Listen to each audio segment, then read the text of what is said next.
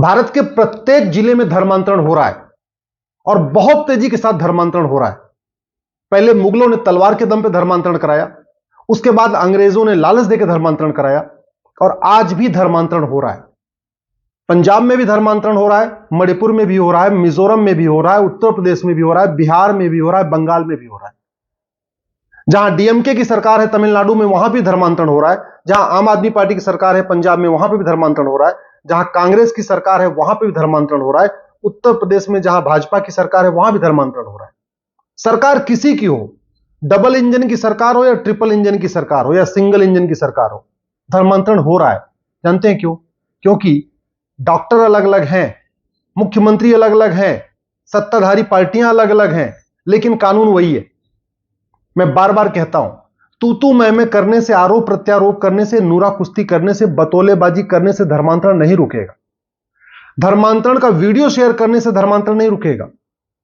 धर्मांतरण को देशद्रोह घोषित करना पड़ेगा और धर्मांतरण कराने वालों और धर्मांतरण कराने वालों के मददगारों यानी मिशनरियों और उनके मददगारों और जिहादियों और उनके मददगारों के खिलाफ section 124A Indian penal code, जिसको देशद्रोह कहते हैं, वो देशद्रोह की धारा लगाना पड़ेगा।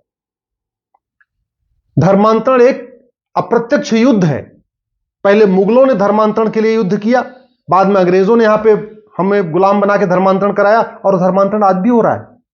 इंडियन पिनल कोड में एक सेक्शन 121 है, वेजिंग वॉर। मुझे समझ में नहीं आ रहा है कि शीर्ष ऊपर से राज्यों के मुख्यमंत्री और गृह मंत्री धर्मांतरण को वेजिंग वॉर क्यों नहीं डिक्लेयर कर रहे हैं? यह वेजिंग वॉर है। मुगलों ने आखिर इस देश में इसलिए तो कब्जा किया था ना कि भारत को कन्वर्ट कर दें। अंग्रेज को लूटने के लिए थोड़ी आए थे। अंग्रेजों ने अपनी क्रिश्चियनिटी फैलाने के लिए यहां पे सत्ता हासिल किया, मुगलों ने यहां पे अपना इस्लाम फैलाने के लिए सत्ता हासिल किया और आज भी धर्मांतरण हो रहा है।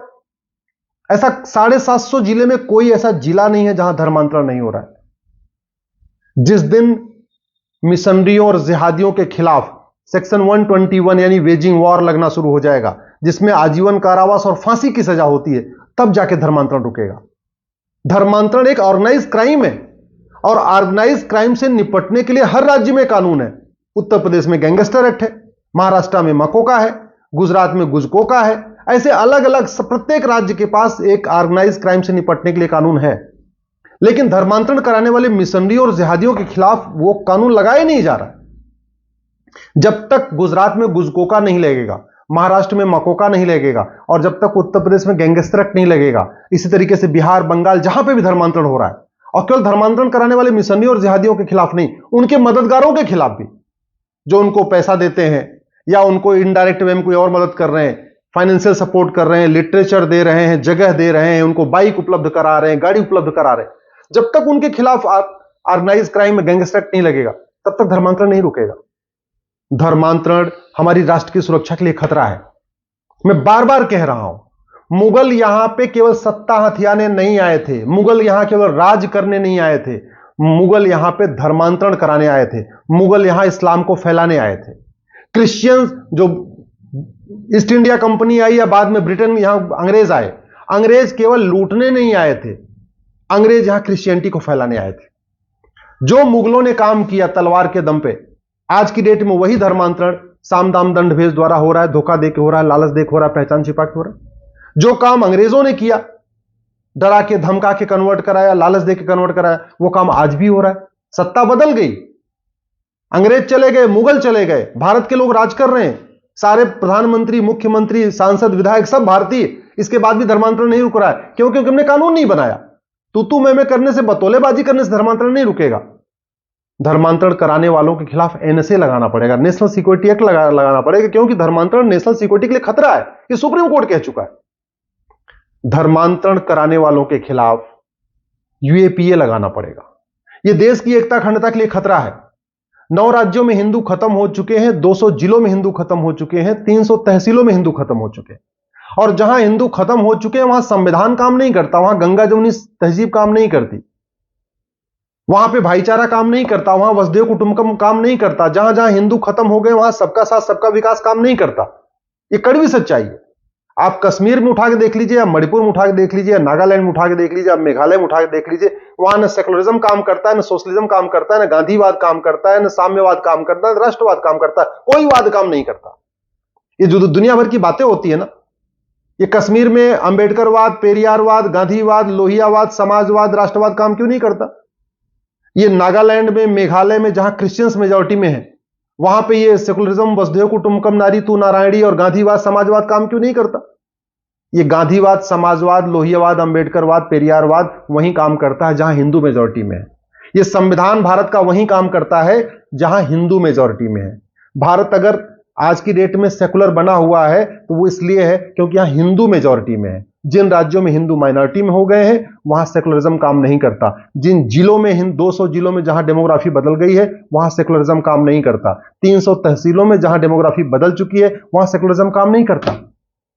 तो हम धर्मांतरण कराने वाले मिशनरियों और जिहादियों के खिलाफ एनएसए क्यों नहीं लगा रहे हैं? यूएपीए क्यों नहीं लगा रहे हैं? गैंगस्टर एक्ट क्यों नहीं लगा रहे हैं? वेजिंग वॉर क्यों नहीं लगा रहे हैं? और देशद्रोह की धारा क्यों नहीं लगा रहे? दूसरी बात, जब कुरान में बहुत सारी ऐसी बातें लिखी हुई हैं जो संविधान के खिलाफ है, इवन अजान में जो कहा जाता है वो संविधान के खिलाफ है। अजान में कहा जाता है ला इलाहा इल्लल्लाह, अल्लाह के अलावा कोई इबादत के लायक नहीं है। तो फिर फ्रीडम ऑफ रिलीजन हिंदुओं के लिए कहां रह गया? अगर हिंदुओं को बार बार ये सुनाया जा रहा है अल्लाह के अलावा कोई इबादत के लायक नहीं, तो हिंदू, जैन, बौद्ध, सिख के लिए फ्रीडम ऑफ रिलीजन कहां रह गया? तो फोर्स करके कान में सुनाया जा रहा है ला इलाहा इल्लल्लाह। ऐसे ही बाइबल में जो बातें लिखी हुई हैं वो इस संविधान के प्रावधानों के खिलाफ है। बाइबल में वसुधैव कुटुंबकम नहीं है, नर नारी तू नारायणी नहीं है, जननी जन भूमिष्य नहीं है, बाइबल में सबका साथ सबका विकास नहीं है। बाइबल में विश्व का कल्याण हो, सभी मानव का कल्याण हो, धर्म की जय हो, अधर्म का नाश हो, ऐसा नहीं है। बाइबल कहता है केवल क्रिश्चियंस का ही जय हो, जो नॉन क्रिश्चियंस हैं उनका नाश हो। बाइबल ये नहीं कहता सभी प्राणियों में सद्भावना हो, कहता क्रिश्चियंस में सद्भावना हो। बाइबल ये नहीं कहता विश्व का कल्याण हो, कहता क्रिश्चियंस का कल्याण हो। वही हाल कुरान में है। कुरान में मुस्लिम्स का कल्याण हो, मुस्लिम्स की सद्भावना हो, मुस्लिम्स आगे बढ़े, सब कुछ मुस्लिम्स के लिए। जो नॉन मुस्लिम्स हैं उनके लिए कुछ है ही नहीं। तो सवाल यह है कि जब ये संविधान कहता है equality, justice, liberty, fraternity, unity, national integration, तो जिन किताबों में, जिन रिलीजियस बुक्स में यूनिटी नहीं है, नेशनल इंटीग्रेशन नहीं है, जिन रिलीजियस बुक्स में वसुधैव कुटुंबकम की भावना नहीं है, जिन रिलीजियस बुक्स में सबके लिए फ्रीडम ऑफ रिलीजन नहीं है, जिन रिलीजियस बुक्स में सबको सोचने की आजादी नहीं है, बोलने की आजादी नहीं है, अपनी पसंद का वस्त्र पहनने की आजादी नहीं है, न कपड़ा पहनने की आजादी, न खाने की आजादी, न अपने तरीके से जीने की आजादी, न अपने तरीके से सोचने की आजादी, और बाकी तो छोड़ो, जिन किताबों में, रिलीजियस बुक्स में, उस किताब में लिखी हुई बातों पे तर्क करने की भी आजादी नहीं है। जिन रिलीजियस बुक्स में उसमें जो बातें लिखी हैं उसको विज्ञान के साथ कंपेयर करने की भी आजादी नहीं है। क्या उसको भारत में मतांतरण की अनुमति मिल सकती है? क्या उसको भारत में अपने रिलीजन को प्रोपोगेट करने की अनुमति मिल सकती है क्या? अरे संविधान से भारत चल रहा है ना। तो जो किताबें संविधान के खिलाफ हैं, जिन रिलीजन की जो बिलीफ है वो संविधान के खिलाफ है, जो रिलीजन इक्वालिटी को मानते ही नहीं कि सब लोग एक समान है, जस्टिस को मानते ही नहीं कि जेंडर जस्टिस, जेंडर इक्वालिटी, महिला पुरुष एक समान है, जिस रिलीजन में फ्रेटर्निटी का कॉन्सेप्ट ही नहीं है, वसुधैव कुटुंबकम का कॉन्सेप्ट ही नहीं है, नारी तू नारायणी का कॉन्सेप्ट ही नहीं है, जननी जन्मभूमिष्य का कॉन्सेप्ट ही नहीं है, क्या उसको भी भारत में इस तरीके से कन्वर्ट करने की अनुमति मिल सकती है क्या? आप लोग अच्छी तरीके से समझ लीजिए, जिन नेताओं की आप जय जयकार कर रहे हैं, जिन पॉलिटिकल पार्टियों की आप जय जयकार कर रहे हैं, 20 से 25 साल के बाद ये आपके बच्चों को बचाने नहीं आएंगे। आज का अच्छा कानून 25 साल के बाद आपके बच्चों को बचाएगा। आज के नेता 20 साल 10 साल के बाद आपको देखने भी नहीं आएंगे। आपके साथ क्या हो रहा है, आपके बच्चों के साथ क्या हो रहा है, आपके घर पे पत्थरबाजी हो रही है, आपके बच्चों को कन्वर्ट किया जा रहा है, ये आज के नेता जिनकी आप जय जयकार करते हैं ना, ये कुछ नहीं बचाने आएंगे। इसलिए मैं कह रहा हूं, दल गुलामी छोड़िए, पार्टियों की जय जयकार छोड़िए, नेताओं की जय जयकार छोड़िए और धर्मांतरण कराने वालों के खिलाफ कठोर कानून की मांग करिए, मिशनरियों और जिहादियों के खिलाफ एनएसए लगाने की मांग करिए, यूएपीए लगाने की मांग करिए, वेजिंग वॉर लगाने की मांग करिए, देशद्रोह की धारा लगाने की मांग करिए और गैंगस्टर एक्ट लगाने की मांग करिए। नहीं तो याद रखिए, आपको कोई बचाने नहीं आएगा।